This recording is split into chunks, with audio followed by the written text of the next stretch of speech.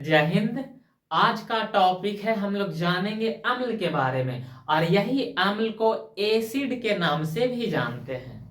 अब जरा सबसे पहले ये बात समझो कि अम्ल कहते हैं किसको।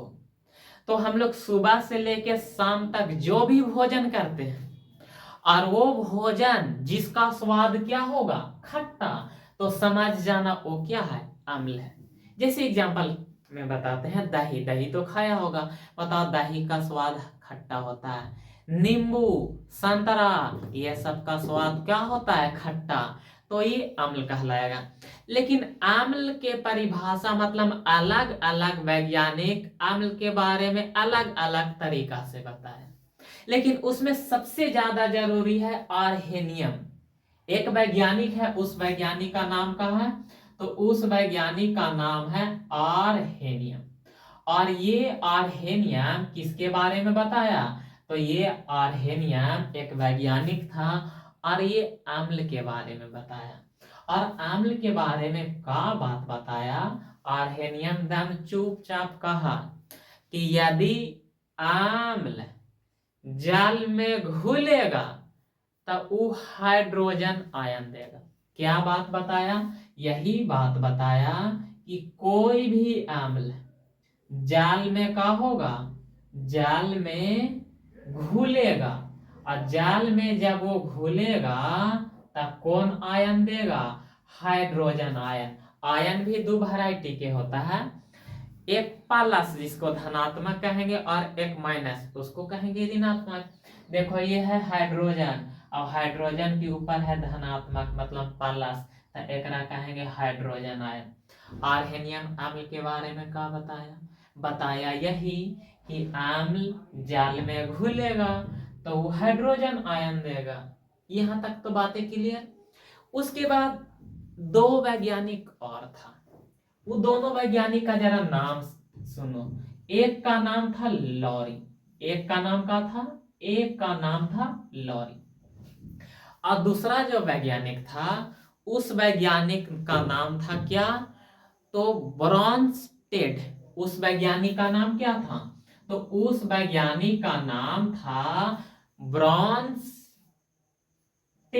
उस वैज्ञानिक का नाम क्या था, तो ब्रॉन्स्टेड। 2-3 बार बोलेगा, आराम से याद हो जाएगा, कोई बड़ा नाम न है। और ये दोनों मिल के भी अम्ल के बारे में बताया, लेकिन ये दोनों का बताया कि अम्ल कोई दूसरा पदार्थ को प्रोटॉन दे देगा। क्या दे देगा, प्रोटॉन। पी से का हो गया, प्रोटॉन। का बताया, लॉरी और ब्रॉन्स्टेड अम्ल के बारे में बताया। किसके बारे में बताया, तो ये दोनों अम्ल के बारे में बताया। अब अम्ल के बारे में बताता है कि अम्ल कोई दूसरा का पदार्थ को का दे देगा, प्रोटॉन दे देगा। का दे देगा, तो प्रोटॉन दे देगा। अब प्रोटॉन दे देगा वो का कहलाएगा, अम्ल कहलाएगा। थोड़ा प्रोटॉन के बारे में हम बताते हैं। तत्व तो जानता होगा, तत्व किसको कहते हैं, जेकरा में कोई भी मिलावट ना है वो तत्व है। जैसे हाइड्रोजन, हाइड्रोजन एगो तत्व है। तो तत्व के एकदम छोटा कण को कहते हैं परमाणु। तत्व के छोटा कण को क्या कहते हैं, परमाणु। क्लियर। अब परमाणु 3 गो मौलिक कण से मिलकर बना होता है। सबसे पहला होता है इलेक्ट्रॉन, दूसरा होता है प्रोटॉन, और तीसरा होता है न्यूट्रॉन। और इसको फिगर की मदद से हम समझा देते हैं। जरा यहाँ देखना, ई बना दिए परमाणु, और एक बीचवा में हो गया नाभिक। और यही परमाणु के बाहर बेचारा कौन चक्कर काटते रहता है, इलेक्ट्रॉन। और इलेक्ट्रॉन पर कौन आवेश होता है, ऋणात्मक। अब बाकी बचा प्रोटॉन और न्यूट्रॉन। तो प्रोटॉन और न्यूट्रॉन दोनों के दोनों कहां बैठल होता है, नाभिक में। अब प्रोटॉन पर धन आवेश होता है, जबकि न्यूट्रॉन पर कोई आवेश नहीं होता है। तो बताओ, अम्ल किसी दूसरे पदार्थ को प्रोटॉन दे देगा, वो क्या कहलाएगा, तो वो अम्ल ही कहलाएगा। लेकिन इसके बारे में कौन बताया था, लॉरी और ब्रॉन्स्टेड। यहां तक तो बातें क्लियर। क्या सवाल पूछ सकते हैं, आर्हेनियम के द्वारा अम्ल की परिभाषा का दिया गया, तो आर्हेनियम बताया कि अम्ल जल में घुलकर कौन आयन देगा, हाइड्रोजन आयन देगा। और अम्ल दूसरे पदार्थ को प्रोटॉन दे देगा, ये बात कौन बताया, तो बताया था लॉरी और ब्रॉन्स्टेड। क्लियर। अब जरा ध्यान से समझेगा। अब आगे हम बताते हैं, आम्ल के बारे में ही बताते हैं। यहां से एक सवाल का बनता है कि आम्ल आम्ल लिटमस पेपर को किस रंग में बदल देता है। तो इसको याद रखने का एक तरीका है, याद रखना। एगो नाम है अनिल। अनिल लड़का के नाम होता है। अब जरा समझेगा, ई आ का मतलब का हो गया अम्ल, और नी का मतलब हो जाएगा नीला। नी का मतलब नीला लिटमस। नी का मतलब का होगा नीला लिटमस। लिटमस। और ला के मतलब का हो जाएगा, ला का मतलब हो जाएगा लाल। यानी यहां से यही बात याद रखना है कि आम्ल नीला लिटमस को किस में बदल देता है, तो लाल लिटमस में बदल देता है। किस रूप में बदल देता है, तो नीला लिटमस को लाल लिटमस में बदल देता है। क्लियर हुआ। नीला आ से हो गया आम्ल, और आम्ल किसको किस में बदल देता है, तो आम्ल नीला लिटमस पत्र को किस में बदल देता है, तो लाल लिटमस पत्र में बदल देता है। यहां तक तो बातें क्लियर। आप जरा ध्यान से समझेगा। अब हम लोग जानेंगे कि हम लोग भोजन के रूप में कई पदार्थ का सेवन करते हैं, लेकिन उसमें से कुछ भोज्य पदार्थ का नाम जानेंगे, और उसमें कौन आम्ल पाया जाता है उसके बारे में जानेंगे। तो सबसे पहले याद रखना टमाटर। सबसे पहले किसके बारे में, टमाटर। तो टमाटर में कौन, यहां से डायरेक्ट सवाल बनता है, डायरेक्ट पूछ देगा टमाटर में कौन सा अम्ल पाया जाता है। याद रहेगा तो बल्ले बल्ले, ना याद रहेगा तो तुक्का लगाएगा। तो टमाटर में ऑक्जेलिक अम्ल होता है। टमाटर में कौन सा अम्ल होता है, तो टमाटर में ऑक्जेलिक अम्ल होता है। उसके बाद अब अगला याद रखना, सिरका।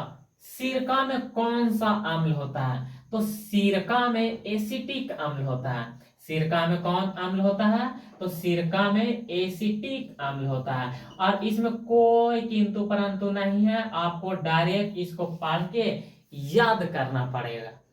उसके बाद याद रखना संतरा। संतरा और नींबू। संतरा और का नींबू। आप जरा ध्यान से सुनेगा, संतरा और नींबू में कौन सा अम्ल होता है, तो संतरा और नींबू में सिट्रिक अम्ल होता है। संतरा और नींबू में कौन सा अम्ल होता है, तो संतरा और नींबू में सिट्रिक अम्ल होता है।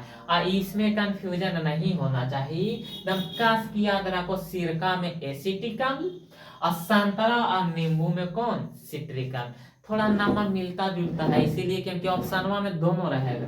तो बताओ, सिरका में एसिटिक अम्ल और संतरा और नींबू में कौन सा अम्ल होता है, तो सिट्रिक अम्ल होता है। उसके बाद अगला याद रखना, दही में कौन सा अम्ल होता है, तो दही में जो अम्ल होता है उस अम्ल का नाम है लैक्टिक अम्ल। दही में कौन सा अम्ल होता है, तो दही में लैक्टिक अम्ल होता है। और साथ के पीछे अम्ल लगा देना है, इतना तो आपको जानकारी होगा, क्योंकि आप जनरल कंपटीशन के तैयारी कर रहे हैं, तो इतना जानकारी होना चाहिए। अगर इतना जानकारी ना है तो समझो तुम रेस से अभी बाहर है। नौकरी को पाने के लिए कुछ नहीं, आराम से बैठो और बैठकर दम रगड़ कर पढ़ो, तभी तो पॉसिबल है। अब जरा ध्यान से समझेगा। अब अगला जरा ध्यान से सुनेगा। अब सेब, सेब तो सब खाया होगा, और सेब में होता है मैलिक अम्ल। सेब में कौन सा अम्ल होता है, तो सेब में मैलिक अम्ल होता है। सेब में कौन अम्ल होता है, मैलिक अम्ल होता है। उसके बाद यहां से एक बात याद रखना कि हम लोग भोजन करते हैं, यानी भोजन को पचाने का काम कौन करता है, तो हाइड्रोक्लोरिक अम्ल। भोजन को पचाने का काम कौन करता है, हाइड्रोक्लोरिक अम्ल, जिसका सूत्र होता है HCl।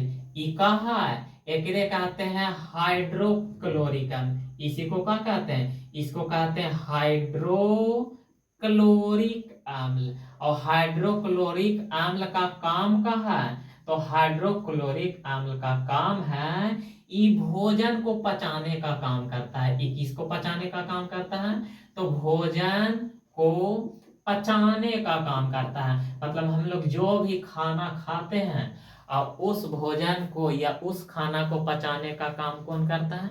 तो हाइड्रोक्लोरिक अम्ल। यहाँ से एक बात और याद रखना, सवाल ये पूछा जाता है कि चींटी में कौन सा अम्ल पाया जाता है, और उसके बाद एक और याद रखना, बिच्छू के डंक में कौन सा अम्ल पाया जाता है। बिच्छू के डंक में कौन सा अम्ल पाया जाता है। चींटी भी देखा होगा, जो देहात में रहा करता है वो बिच्छू को बहुत बढ़िया से पहचानता होगा। तो चींटी और बिच्छू के डंक में कौन सा अम्ल होता है? तो याद रखना, फॉर्मिक अम्ल होता है। कौन सा अम्ल होता है? फॉर्मिक अम्ल होता है। अगर इतना बातें याद है तो यहां से सवाल, अगर यदि अम्ल से सवाल पूछ दिया तो आपसे सवाल 100% बनेगा, और वो भी सही।